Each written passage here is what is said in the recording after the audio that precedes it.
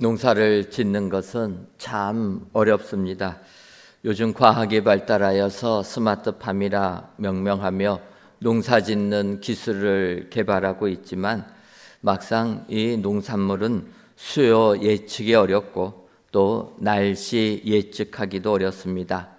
올 여름만 봐도 올 여름은 관측사상 최장의 열대야 현상이 지속되므로 사실 가을이 되어도 가을 과일들이 많이 출하되지 못하고 있는 상황입니다.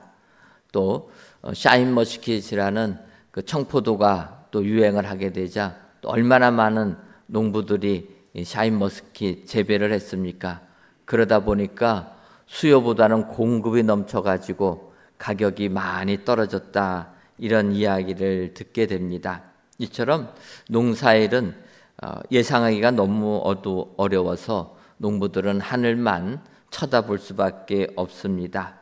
그러고 보면은 농부들은 하늘만 쳐다보며 농업에 종사하기 때문에 힘겨운 삶을 살고 있지만 어찌 보면은 또 하늘만 바라보기 때문에 하나님 만날 수 있는 기회가 다른 사람보다는 더 많다, 이렇게 생각할 수도 있게 됩니다.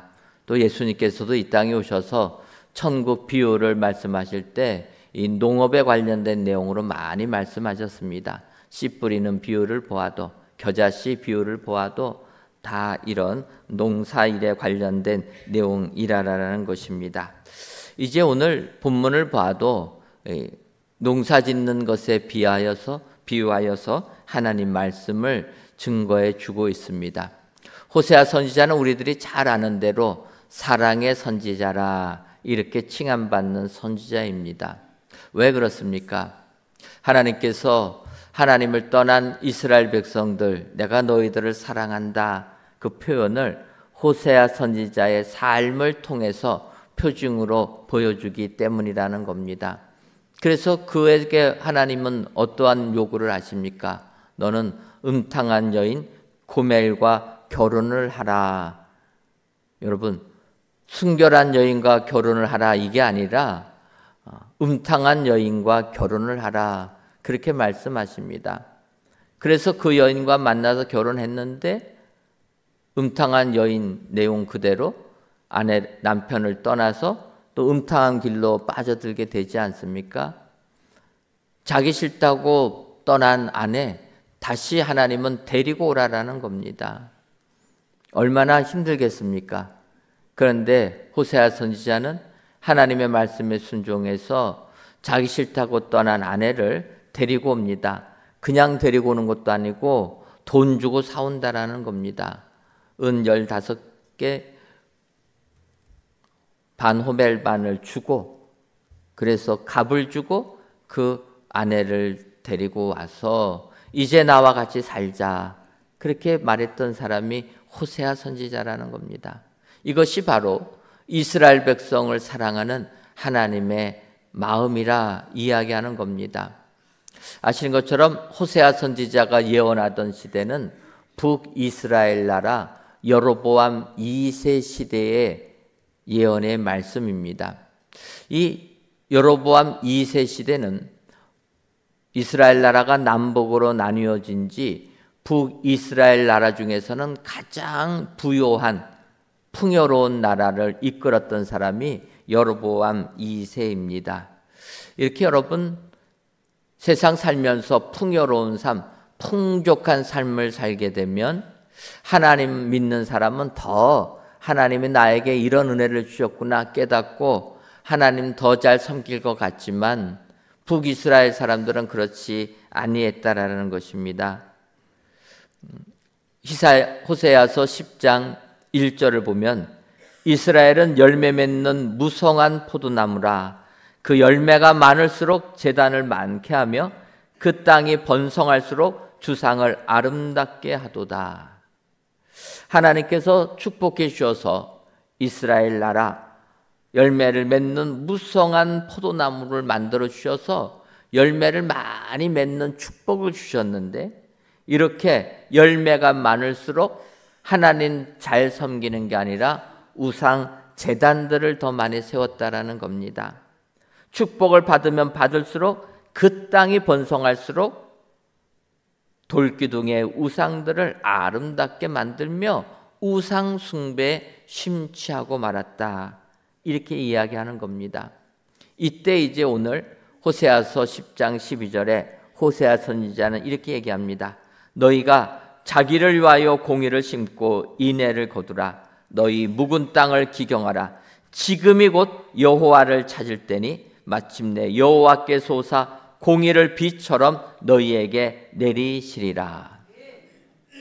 하나님 싫다고 떠나서 우상 숭배하며 하나님이 주신 축복을 우상 섬기는 거로 뒤바뀐 그들에게 호세아 선지자가 하는 선포의 말씀입니다. 우리 같으면 어떻게 하겠습니까? 하나님 받은 복이 있는데 오히려 하나님 멀리 떠나면 우리는 복이 아니라 화가 미칠 것이라 이야기하지 않겠습니까? 그런데 호세아 선지자는 아니라라는 겁니다. 지금이 곧 여호와를 찾을 때라. 너희가 비록 우상 숭배에 빠져서 하나님을 멀리 떠났지만 지금 회개하고 돌아오면 하나님께서 너희를 만나 주실 것이다. 오히려 하나님께로 돌아오는 사랑을 선포하고 있다라는 것입니다. 오늘 귀한 예배를 드리시는 사랑하는 성도 여러분, 하나님 만나시기를 원하십니까? 지금이 하나님을 찾을 때인 줄 믿습니다. 내가 내 인생을 돌이켜보며 하나님께로 돌아오는 이 시간, 지금이 하나님을 찾을 때라. 하나님께로 돌아오면 하나님은 우리를 만나주시고 우리에게 하늘의 큰 축복을 내려주실 줄 믿습니다. 오늘 이 시간 호세아 선지자, 지금이 하나님을 찾을 때라. 여러분 인정하시고 이렇게 하나님을 찾아 하나님을 만나는 사람은 어떠한 삶을 살아야 되는가? 호세아 선지자의 권면대로 내 삶을 돌이키셔서 하나님을 만나시는 축복이 저와 여러분들 삶 가운데 임하시기를 주님의 이름으로 축원합니다. 그렇다면 지금이 곧 여호와 찾을 때임을 알고 하나님 만나기를 힘쓰는 사람들은 어떠한 삶을 살아야 됩니까? 첫째로 공의를 심어야 합니다. 오늘 보면 호세아서 10장 12절을 다시 보면 너희가 자기를 위하여 공의를 심고 인애를 거두라. 너희 묵은 땅을 기경하라. 지금이 곧 여호와를 찾을 때니 마침내 여호와께서 오사 공의를 비처럼 너희에게 내리시리라. 이렇게 말씀하고 있습니다. 12절 첫 부분을 보게 되면 너희가 자기를 위하여 공의를 심고 이렇게 말하는 겁니다. 여호와 찾아 만나기 원하는 사람은 공의를 심으라. 이렇게 이야기하는 겁니다. 여기서 먼저 심어야 된다라는 겁니다. 심는다는 건 농사 지을 때 씨앗을 땅에다 심는 것 아닙니까? 여러분, 우리가 땅에 심을 때 무엇을 심느냐가 중요하다라는 겁니다. 우리나라 말에는 콩 심은데 콩 나고 팥 심은데 팥 난다. 이렇게 이야기를 합니다. 무슨 얘기입니까? 심은 대로 자라난다라는 거예요. 여러분, 만약에 콩을 심었는데 팥이 나게 되면 어떻게 되겠습니까? 좋겠습니까? 콩보다는 팥이 좀 더 좋아서 좋겠지만 이렇게 콩 심었는데 팥이 나게 되면 농사 지을 수 없는 겁니다. 심은 대로 나야지. 우리가 무엇을 얻기 위해서 심는 거지, 우리가 이걸 심었는데 다른 것이 자라게 되면 우리는 제대로 농사 지을 수 없는 겁니다. 근데 가끔 가다가 우리가 벽씨를 땅에 뿌리면 벽씨 외에도 알곡 외에도 가라지가 자랄 때가 있습니다. 이럴 때 이 가라지는 누가 심은 겁니까? 왜 우리가 심은 게 아니라는 거예요.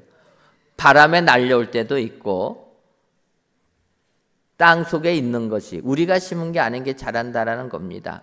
그래서 예수님께서도 이것을 마태복음 13장 24절 이하에서 좋은 씨를 제밭에 뿌린 사람과 같다. 천국 비유를 통해서 설명해 주는 겁니다. 어떤 사람이 농사를 지으려고 땅에 씨앗을 뿌렸는데 좋은 씨앗을 뿌렸다라는 겁니다.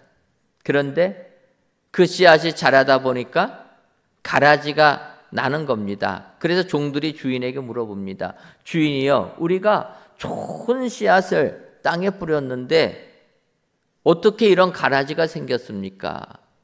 그럴 때 그 주인이 하는 겁니다. 너희들이 잠잘 때 원수가 와서 그 곡식 가운데 가라지를 덧버리고 갔구나. 그렇게 이야기하는 겁니다. 그래서 그 종들이 다시 얘기합니다. 그러면 이 가라지 우리가 뽑을까요? 그랬더니 그 주인이 뽑지 말라라는 겁니다. 가라지 뽑다가 알곡을 다칠 수 있으니 추수할 때까지 자라게 놔둬라. 그리고 추수할 때 알곡은 걷어서 곡간에 거두고 가라지는 걷어서 불에 태우겠다. 여러분, 예수님께서 천국 비유를 얘기하시면서 이렇게 설명하는 겁니다. 이 비유만 봐도 좋은 씨앗을 뿌렸지만 그 사이에는 가라지가 나게 되는데 그 가라지는 우리가 뿌린 게 아니다라는 겁니다. 그래서 주님이 하시는 말씀입니다. 우리가 예수님 믿고 믿음 생활할 때 어찌 보면은 좋은 씨앗이 땅에 뿌려져서 열매 맺기를 원하고 있지만 이 땅에는 가라지들도 많다라는 겁니다. 여러분 그렇지 않습니까? 이 땅을 살다 보면 예수님 믿지 않는 사람이 더 잘 되고 예수님 믿는 사람은 잘 힘들게 살 때가 많이 있다라는 겁니다. 그래서 주님이 말씀하시는 겁니다. 그것은 가라지라는 거예요. 가라지는 마지막 추수일 때 불태워지는 존재밖에 안 된다는 겁니다. 알곡들은 추수 때 곡간에 쌓여지게 된다. 우리가 이 땅에 살면서 힘이 들고 어려워도 믿음 생활 잘하게 되면 알곡이 되어서 곡간에 쌓여지는 축복을 누리게 될 줄 믿습니다. 오늘 우상을 섬기는 이스라엘 백성들에게 호세아 선지자가 외치는 이야기입니다. 너희들 공의를 심으라라는 거예요. 의로움을 심으면 의의 열매가 맺혀진다라는 겁니다. 가라지 심지 말고 공의를 심으라. 이 공의라는 것은 뭐 정의라 의로움이라 이야기하지만 성경에서 말하는 의라라는 것은 이 세상의 정의와 다릅니다. 우리가 아는 대로 창세기 6장 9절을 보면 이것이 노아의 족본이라. 노아는 의인이요 당대의 완전한 자라. 그가 하나님과 동행하였으며. 여러분 노아를 설명할 때 노아는 의인이라는 겁니다. 의로움이 가득한 사람이라. 그 노아가 어떠한 의로움입니까? 그가 하나님과 동행했다. 세상의 정의가 아닙니다. 성경에서 말하는 의로움은 하나님과 함께하는 삶이다. 창세기 15장 6절을 보면 아브라함이 하나님을 믿으니 하나님께서 이를 그의 의로 여기사. 아브라함을 보게 되면 하나님 믿는 것이 그의 의다. 여러분 정의가 아닙니다. 성경에서 말하는 의로움은 하나님 믿는 믿음이다. 그래서 이 공의를 심어라. 믿음의 의를 심으라라는 겁니다. 하나님 믿으라. 하나님 믿으면 구원의 열매를 맺게 된다. 이 땅 살면서 우상 숭배에 재물을 세상의 권력을 하나님 삼지 말고 하나님 믿는 믿음을 뿌리라라는 겁니다. 여러분 이 세상 살면서 하나님 만나기를 원하십니까? 오늘 이 시간이 하나님을 찾을 때인 줄 믿습니다. 하나님 만나려면 믿음의 의를 심어야 된다. 오늘도 하나님을 향한 예수 그리스도를 향한 이 믿음의 씨앗을 뿌리셔서 구원의 열매를 거두시는 은혜의 모든 성도님들 되시기를 주님의 이름으로 축원합니다. 다음으로 지금이 곧 하나님을 찾을 때임을 아는 사람은 이제 인애를 거둬야 합니다. 호세아서 10장 12절을 보면 자기를 위하여 공의를 심고 인애를 거두라 이렇게 설명하고 있습니다. 이 인애라는 히브리어는 헤세드로 친절하다, 인자하다, 자비롭다, 자애스럽다 뭐 그런 이야기입니다. 우리로 말하면 사랑이다 이렇게 표현할 수가 있게 되는 겁니다. 그런데 이 인애를 거두라 이렇게 표현하는 겁니다. 거둔다라는 것은 무엇입니까? 농부가 봄에 씨앗을 뿌리고 여름 내내 추수할 때까지 잘 인내로 기다리며 관리할 때 결실을 거두는 것 아닙니까? 이 인애라, 사랑은 인내할 때 우리에게 임하게 될 줄 믿습니다. 그래서 사도 바울은 고린도전서 13장에서 이야기합니다. 흔히 고린도전서 13장을 사랑장이라 이야기합니다. 특별히 고린도전서 13장 4절부터 6절을 보면 사랑에 대하여서 이렇게 정의합니다. 사랑은 오래 참고, 사랑은 온유하며, 시기하지 아니하며, 사랑은 자랑하지 아니하며, 교만하지 아니하며, 무례히 행하지 아니하며, 자기 유익을 구하지 아니하며, 성내지 아니하며, 악한 것을 생각하지 아니하며, 불의를 기뻐하지 아니하며, 진리와 함께 기뻐하고. 여러분, 사랑을 이렇게 정의 내리는 겁니다. 우리가 사랑 이야기하지만 이 사랑이 어떤 것이냐? 뭐라고 얘기합니까? 사랑은 오래 참는다. 사랑을 시작하면서 정의할 때 사랑은 오래 참는다라는 거예요. 여러분, 사랑이 넘치는 가정은 오래 참기 때문에 사랑이 넘치는 가정이 된 줄 믿습니다. 여러분, 행복한 가정을 보면은 오래 참는 거예요. 무덤에 들어갈 때까지 참는 겁니다. 그러면 그 가정은 행복한 가정이 되는 거예요. 그런데 그거 참지 못하면 어떻게 됩니까? 맨날 싸움하고 원수 맺는 가정 아닙니까? 사랑의 정의는 시작부터 오래 참는 것이다. 실천하기 어려워도 실천하라는 겁니다. 또 사랑은 뭐라고 얘기합니까? 온유하며, 시기하지 아니하며, 자랑하지 아니하며, 교만하지 아니한다.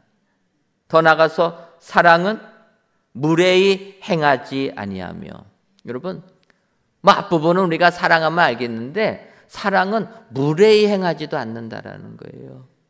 예의 범절을 좀 갖춰야 된다라는 겁니다. 상대를 배려하면서 우리가 생활하는 것이 사랑이라는 거예요. 자유가 있다고 내 뜻대로 다 하는 게 아니라 상대를 존중하면서 배려하면서 무례하게 행하지 않는 것, 이것도 사랑이라는 겁니다. 더 나아가서 사랑을 뭐라고 합니까? 악한 것을 생각하지 않고 불의를 기뻐하지 않고 진리와 함께 기뻐하는 것이 사랑이라는 거예요. 여러분, 이런 사랑이 넘치십니까? 제 자신을 돌이켜봐도 그러지가 않다. 악한 거 생각하지 말라고 하는데 악한 거 생각하는 게 점점 빠르고, 불의를 기뻐하기 말라고 했는데 오히려 조금 잘못하더라도 나에게 유익되면 그걸 더 좋아하는 것 아닙니까? 줄 서기보다는 빨리 가면 행복한 것 아닙니까? 부끄러운 얘기인데 제가 일본에서 우리나라로 귀국할 때가 있었습니다.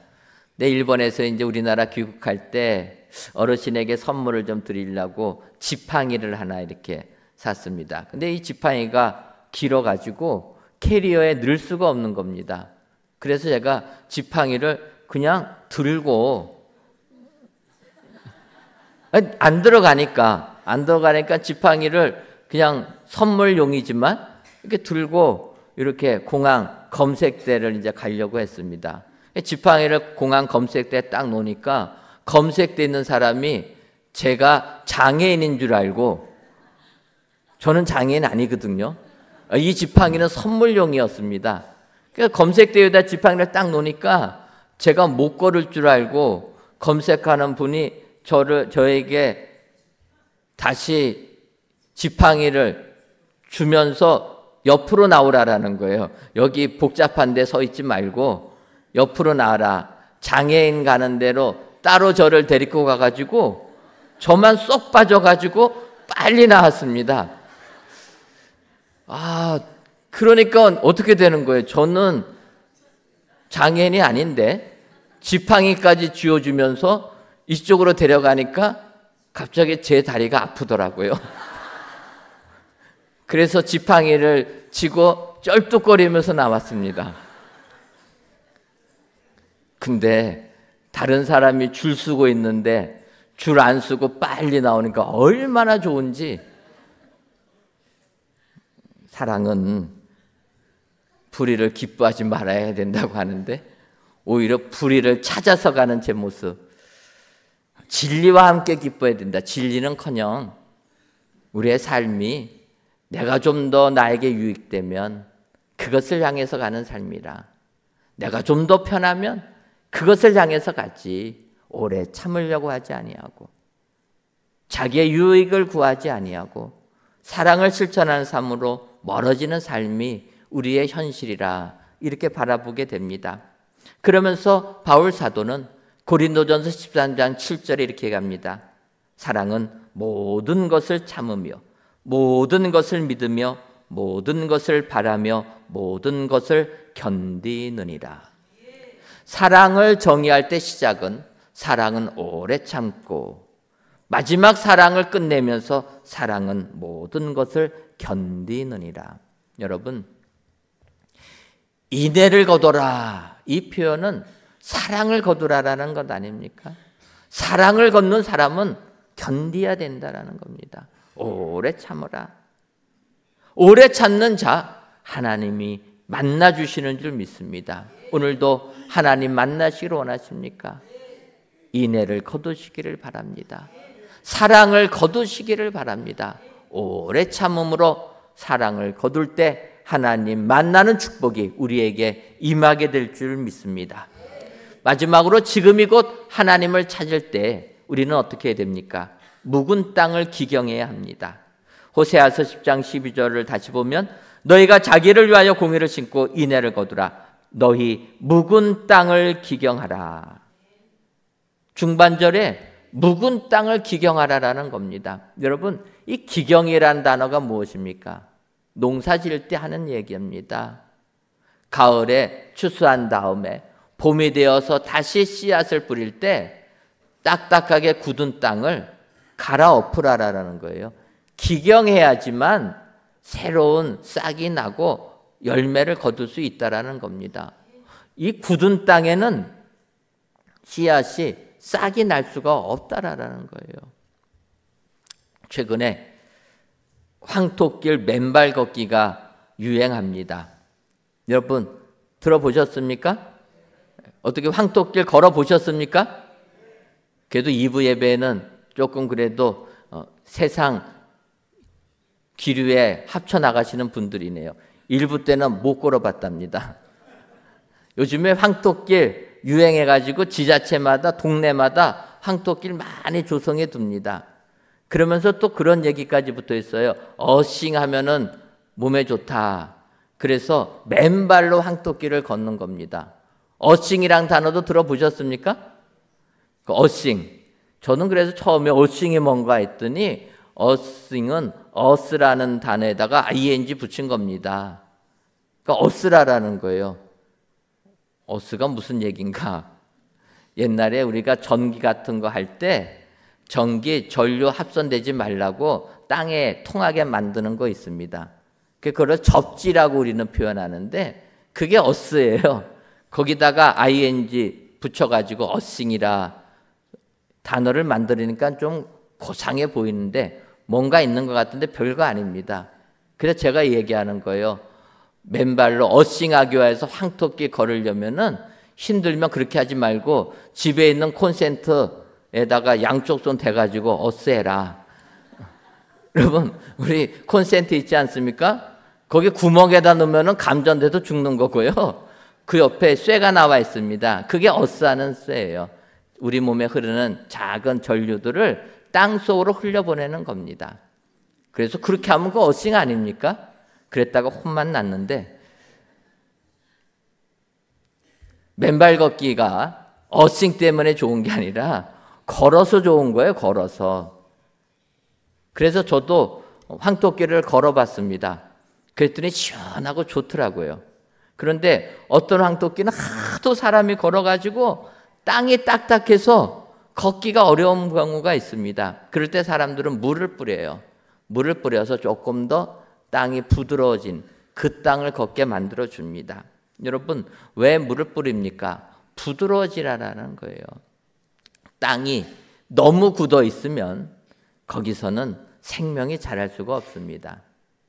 그래서 농사 지을 때, 씨앗을 뿌릴 때는 땅을 갈아엎어야 된다라는 거예요.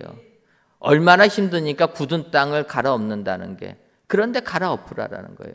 갈아엎어야지만 거기에 뿌려진 씨앗들이 빛을 받고 공기가 통해서 싹이 돋게 되는 겁니다. 만약에 여러분 딱딱하게 굳은 땅에 삽으로 구멍 내서 흙 퍼낸 다음에 씨앗 뿌리고 흙을 덮으면 여러분 싹이 나지 않습니다. 굳은 땅에는 싹이 나는 게 아니라 썩어버리게 된다라는 거예요. 바꿔 말하면 땅도 숨 쉴 공간이 있어야지 싹이 나게 되는 겁니다. 이것은 우리의 마음을 이야기하는 겁니다.